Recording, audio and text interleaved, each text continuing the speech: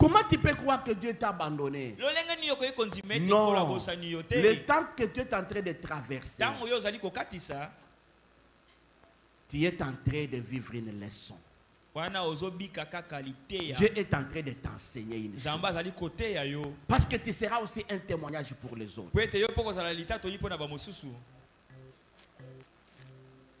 Tu seras aussi un témoignage pour les autres. Dieu est en train de t'enseigner pour qu'un jour, que tu parles aussi aux autres, que Dieu n'abandonne pas ses siens.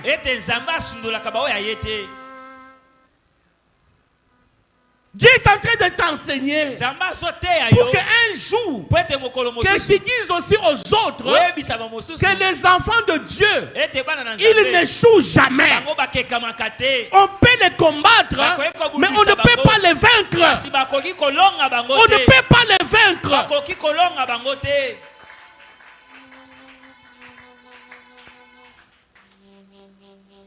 Que vos ennemis là se mettent ensemble. Ils continuent à comploter contre vous. L'Éternel Dieu dit ceci: Pharaon, je vais ramener tous les poissons vers toi. Toutes ces personnes-là qui vous convoitent, toutes ces personnes-là qui complotent contre vous, l'Éternel les mettra ensemble. Il les mettra ensemble. Quand il va voir ces gens-là ensemble, comprenez que leur fin est proche. Leur fin est proche. L'Éternel veut mettre fin à leur règne.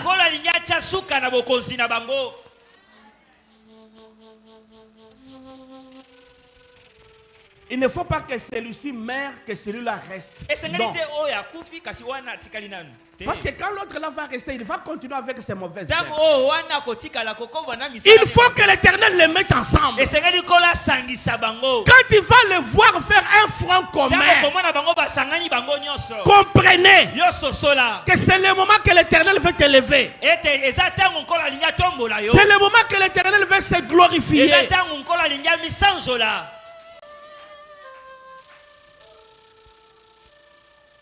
Qu'ils se mettent ensemble pour te combattre. Mais leur fin sera tragique.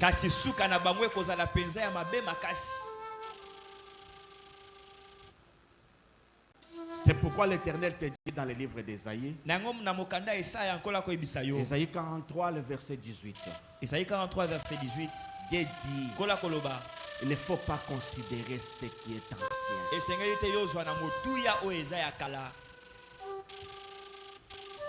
Tout ce que tu as vécu, il ne faut pas revenir ça comme si c'est le présent. Il y a des gens qui meurent avec des soucis. Il y a des gens qui ont des maladies aujourd'hui parce qu'ils sont en train de penser aux histoires déjà passées. Le passé n'est qu'une leçon pour toi. Ce n'est pas une vie que tu dois continuer à vivre aujourd'hui.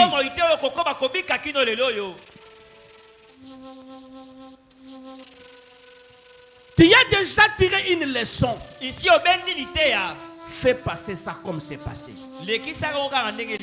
Vis maintenant le présent. Vivez ce que l'Éternel veut que vous soyez aujourd'hui.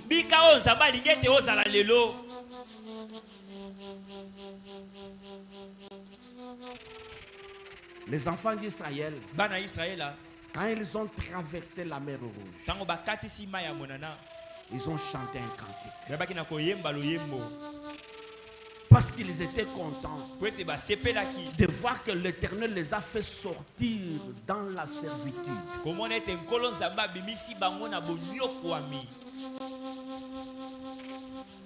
Ils pleuraient. Ils se lamentaient. Ils mangeaient très mal. Ils dormaient dans de mauvaises conditions.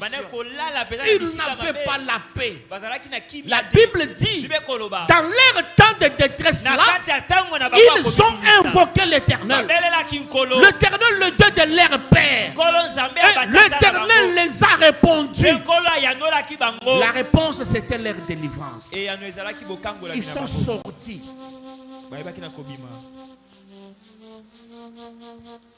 Ils ont dit, l'Éternel s'est glorifié. L'Éternel a confondu. L'Éternel s'est manifesté. Il a fait échec au pharaon avec toute sa cavalerie. Ils ont vu avec leurs yeux comment Pharaon et toute son armée sont passés dans la mer.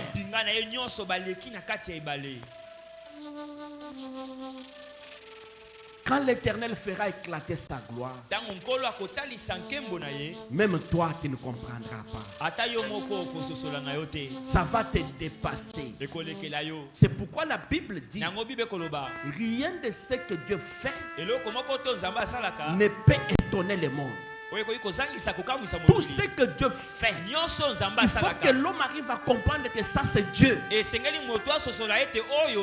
ne peut pas faire ce que les hommes peuvent faire. Sinon il y aura une confusion. Il y aura une confusion.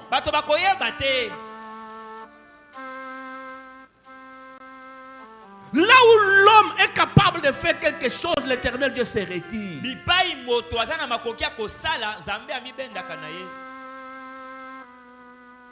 Parce que dès qu'il peut agir, l'homme peut aussi se frapper la poitrine pour dire que non, c'était moi. Là, il y aura une confusion totale.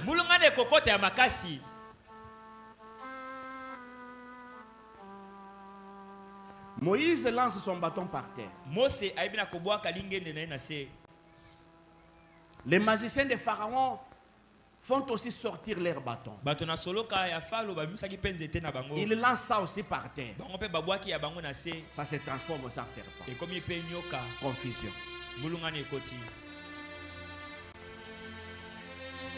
Je suis sûr et certain, même Moïse était incapable de savoir que son bâton c'était elle.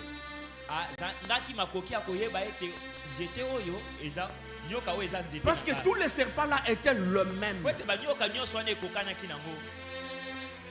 Mais Moïse était dans la confusion.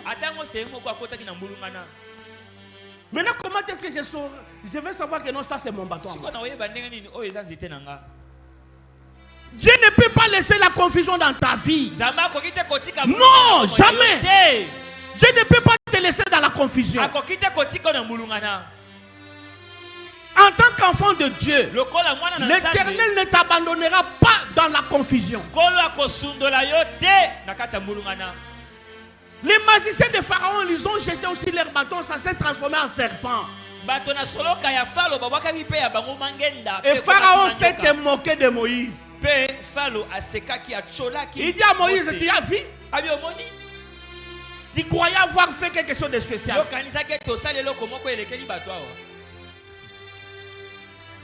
D'ailleurs, toi, avec un petit bâton seulement. Mais regardez, nous avons combien de bâtons ici? Et dans la pensée de Pharaon, il pouvait aussi se dire que comme mes serpents sont nombreux, c'est facile qu'il puisse tuer les serpents de Moïse. Écoutez, celui qui est en toi, il est très grand. Que ceux qui te combattent, malgré leur nombre, écoutez, le nombre ne dit rien. Le nombre ne dit rien. La Bible dit, en réalité dans l'homme c'est l'esprit. Quand tu as un esprit supérieur, même si tes ennemis sont nombreux, tu vas toujours les dompter. Tu seras toujours leur maître. Tu vas imposer ta loi. Ce que tu vas dire, c'est ce qu'ils vont faire. Pharaon regarde, il se réjouit. Moi j'ai maintenant beaucoup de serpents ici. Si on peut engager la guerre, comme nous sommes nombreux comme ça, nous serons des vainqueurs.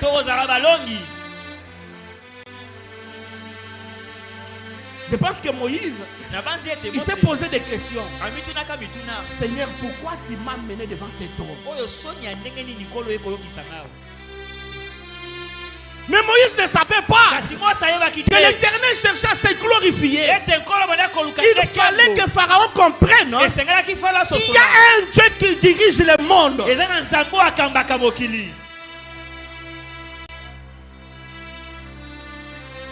Dieu à Moïse, restez silence. C'est moi qui ai les jets dans les mains.